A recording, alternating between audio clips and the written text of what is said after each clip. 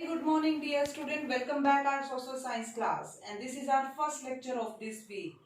Student, in this lecture we are continuing chapter number 4. Chapter number 4 from your history book. हम जो है वो अपना हिस्ट्री की बुक का जो चैप्टर नंबर 4 है उसे कंटिन्यू कर रहे हैं। और चैप्टर का नाम क्या है? Mughal empire. What is the name of chapter? Mughal empires. Mughal इससे पहले जो स्टूडेंट आज की क्लास शुरू करने से पहले हमने जो प्रीवियस लेक्चर में जो हमने डिस्कस किया था मुगल एम्पायर के बारे में, उसको थोड़ा रिवाइज कर लेते हैं। तो सबसे पहले हमने किया था हु वर मुगल्स। मुगल्स कौन थे? आप सभी को पता होगा। मुगल जो है वो मंगोल और तैमूर जो 2 डायनेस्टी थी उनसे बिलोंग करते थे। क्लियर?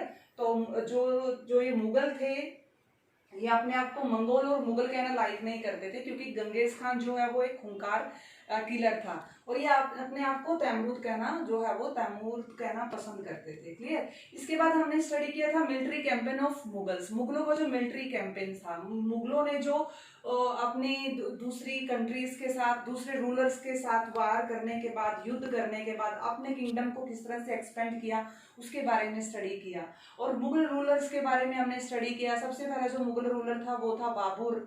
बाबर के बाद उसका बेटा हुमायूं, हुमायूं के बाद अकबर, अकबर के बाद शाहजहां, जहांगीर, और सबसे लास्ट का जो हमने डिस्कस किया था वो था औरंगजेब। औरंगजेब जो है वो सबसे लास्ट में था। इन सब के बारे में हमने स्टडी किया है। उसके बाद हमने जो अपना हेडिंग था स्टूडेंट वो क्या था कि relations, Mughal Kings relation with others. मुगलों के जो दूसरे राजा थे उनके साथ रिलेशन किस तरह के थे इसके बारे में स्टडी किया था। आपको रिमेम्बर होगा कि वो जो है वो एक मुगल जो है वो पावरफुल किंगडम बन चुका था अपने टाइम पीरियड में। तो दूसरे राजा क्या करते थे, उनसे रिलेशन बनाने के लिए अपनी डॉटर के जो मैरिड है वो मुगल फैमिली में कर देते थे। कुछ राजा जो है वो उसको अभी भी रेसिस्ट करते थे, जैसे कि कौन से राजा थे? सिसोदिया राजपूत।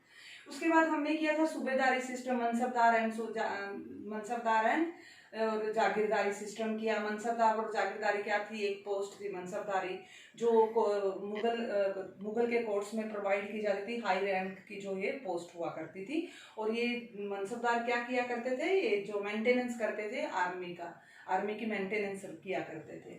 और लास्ट का हमने किया था जब्त एंड जमींदार। जब्त एंड जमींदार में क्या था? एक टैक्स लगाया जाता था पीजेंट ग्रुप के ऊपर, पीजेंट्री के ऊपर। पीजेंट्री क्रॉप्स जो होती थी, किसानों की जो क्रॉप्स होती थी उसके ऊपर क्या लगाया जाता था? टैक्स लगाया जाता था। रेवेन्यू कलेक्शन जिसे बोलते हैं, टैक्स लगाया जाता था। और उस समय में जो टैक्स जा तो अकबर के दरबार में, अकबर के कोर्ट में उसका जो फाइनेंस रेवेन्यू मिनिस्टर कौन था? रेवेन्यू मिनिस्टर कौन था? टोडरमल। टोडरमल ने क्या किया? एक सर्वे किया। सर्वे में क्या किया था? एक जो विलेज थी या पूरे के पूरे किंगडम की जो लैंड थी उसका सर्वे किया गया। लैंड को सर्वे करने के बाद हर एक पीजेंट को लैंड प्रोवाइड की गई, और उस लैंड के ऊपर जो है वो क्या लगाया गया? टैक्स लगाया गया। उसकी क्रॉप्स के ऊपर कैश की फॉर्म में उसे क्या देना था? टैक्स देना था। ये जो अभी तक हमने जो अपना जो चैप्टर है मुगल एम्पायर में, ये वाले जो पॉइंट है स्टूडेंट हम डिस्कस कर चुके हैं।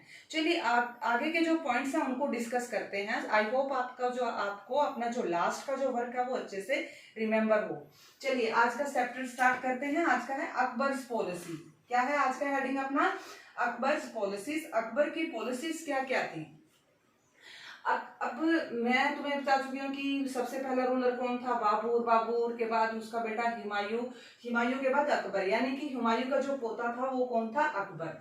तो सबसे जो पावरफुल और सबसे जो सक्सेसफुल जो किंग था मुगल एम्पायर में उसे वो कौन है? अकबर है। किसको माना जाता है? अकबर को माना जाता है। तो क्यों माना जाता है वही देखते हैं कि ऐसा बहुत सारे जो है वो मुगल एम्पायर हुए, जहांगीर हुए, शाहजहां हुए, औरंगजेब हुए, हुमायूं हुए, लेकिन अकबर की पॉलिसीज को ही क्यों बताया गया? ऐसा क्या रीजन था कि अकबर का ही रूल जो है वो सबसे अच्छा बताया जाता है? चलिए पढ़ते हैं पॉलिसीज। अकबर की जो नई पॉलिसीज थी वो कौन कौन सी थी? अबुल फजल। अबुल फजल कौन था? अकबर का फ्रेंड था बचपन का। अबुल फजल कौन थे? अकबर के बचपन के फ्रेंड थे, और ये राइटर थे। ये क्या थे? राइटर। ये लिखा करते थे। तो इन्होंने अकबर के बारे में लिखा। इन्होंने अकबर के बारे में लिखा अबुल फजल अकबर के फ्रेंड भी थे और राइटर भी थे। तो ये अकबर के दरबार में एज अ राइटर वर्क किया करते थे, एज अ राइटर काम किया करते थे। तो इन्होंने, और ये अकबर के साथ भी जाया करते थे, हर समय अकबर जहाँ जाते थे अकबर के साथ रहते थे। तो ये अबुल फजल है, अबुल फजल ने अकबर के बारे में लिखा और अकबर के रेन के बारे में लिखा। रेन होता है रूल, अकबर का जो किंगडम था उसके बारे में भी लिखा। क्या लिखा? अबुल फजल एक्सप्लेन दैट, अबुल फजल ने एक्सप्लेन किया the empire was divide into provinces, कि एम्पायर को किस में डिवाइड किया? पूरा का पूरा जो मुगल एम्पायर था, पूरा का पूरा जो मुगल एम्पायर था उसको किस में डिवाइड किया गया?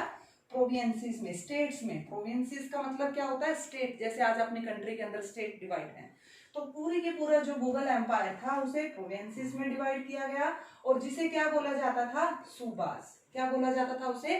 सूबा। प्रोविंसेस तो इंग्लिश वर्ड है, लेकिन उर्दू में उसे क्या बोला जाता था? सूबा। क्या बोला जाता था? सूबा। हर एक स्टेट को जो है वो सूबे में डिवाइड किया जाता था।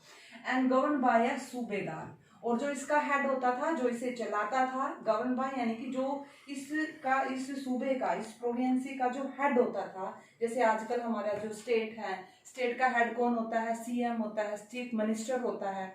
अब आज के टाइम में पूरे की पूरे इंडिया एक क्या है? एक किंगडम है। तो पूरे के पूरे इंडिया को किसमें डिवाइड किया? स्टेट में, और स्टेट का एक हेड होता है चीफ मिनिस्टर। उसी तरह से अकबर के टाइम में भी पूरे के पूरे एम्पायर को जो है वो प्रोविंसेस में डिवाइड किया गया। प्रोविंसेस को उर्दू में बोला जाता है सूबास। तो सूबे का जो हेड होता है उसको क्या बोला जाता था? सूबेदार।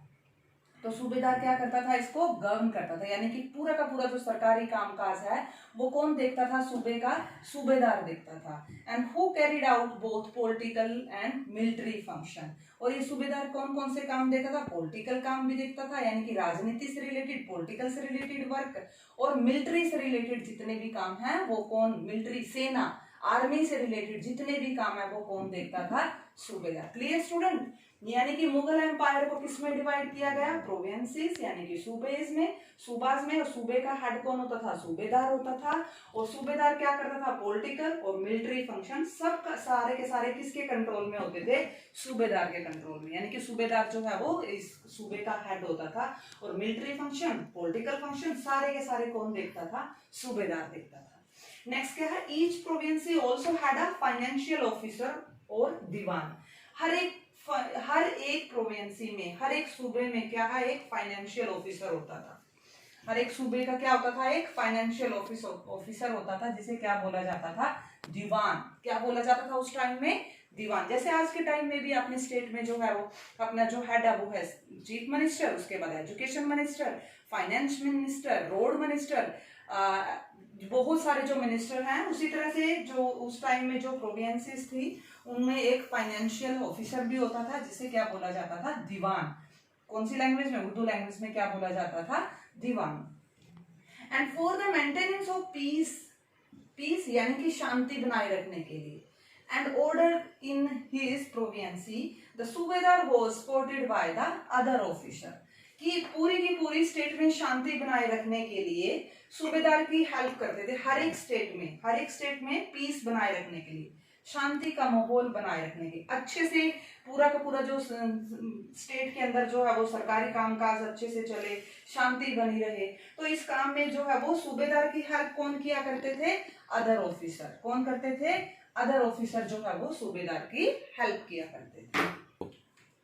अकबर जो है वो एक स्टूडेंट, बहुत ही सभी धर्मों को मानने वाला जो है वो राजा था अकबर।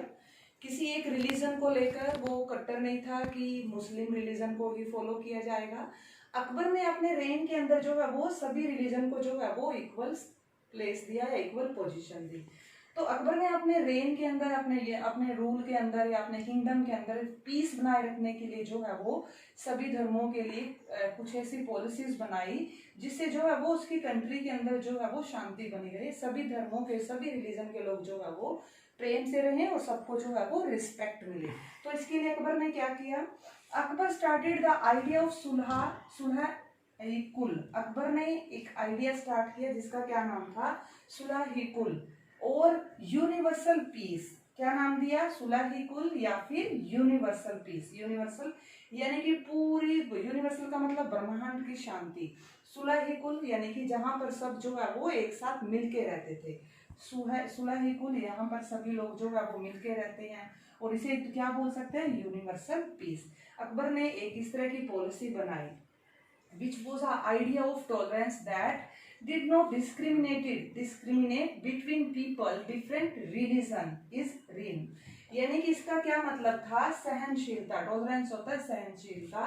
अकबर ने क्या किया, अपने रेन के अंदर, अपनी कंट्री के अंदर शांति बनाए रखने के लिए सभी धर्मों को, सभी रिलीजन को इक्वल प्लेस देने के लिए क्या किया, यूनिवर्सल पीस के नाम से जो है वो पॉलिसी शुरू की। सुलह कुल भी बोलते हैं। इसमें क्या था कि यूनिवर्सल पीस का मतलब था कि उसकी कंट्री में किसी भी पर्सन के साथ डिस्क्रिमिनेशन नहीं किया जाएगा, भेदभाव नहीं किया जाएगा लोगों के बीच में। उसकी कंट्री के अंदर लोगों के बीच में जो है वो डिस्क्रिमिनेशन नहीं किया जाएगा। किसके बेस पर, उनके रिलीजन के बेस पर। यानी कि जिस तरह से आज डेमोक्रेसी के अंदर है, डेमोक्रेसी में क्या है स्टूडेंट, रिलीजन के बेस पर जो है वो किसी के साथ डिस्क्रिमिनेशन नहीं किया जाता। इसी तरह से अकबर के एम्पायर में भी, अकबर के कंट्री के अंदर भी जो है वो अकबर ने किसी धर्म के बेस पर, रिलीजन के बेस पर किसी भी पर्सन के साथ कोई डिस्क्रिमिनेशन नहीं किया। उसने जो है वो यूनिवर्सल पीस और सुलह कुल नाम से जो है वो पॉलिसी शुरू की, जिसमें सभी धर्मों के लोग जो है वो अपने अपने धर्म की जो है वो प्रोटेक्शन कर सकते हैं, या फिर अपने अपने रिलीजन को लोग फॉलो कर सकते हैं, या फिर अकबर जो है वो हर एक रिलीजन को जो है वो एक इक्वल पोजीशन प्रोवाइड करता था। किसी के साथ रिलीजन के बेस पर जो है वो डिस्क्रिमिनेशन नहीं किया जाता था। And this principle of the governance was follow by Jahangir and Shahjahan. और ये जो प्रिंसिपल था अकबर का धर्म को लेकर, रिलीजन को लेकर सरकार बनाने